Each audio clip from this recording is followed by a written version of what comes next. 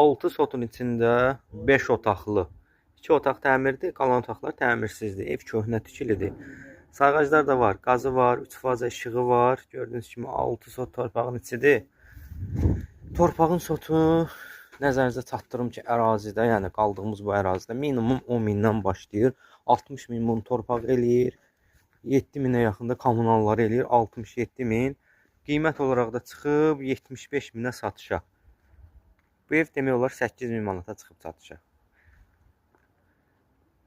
Gördüyünüz kimi yol qapı birbaşa məhəlləyə baxır.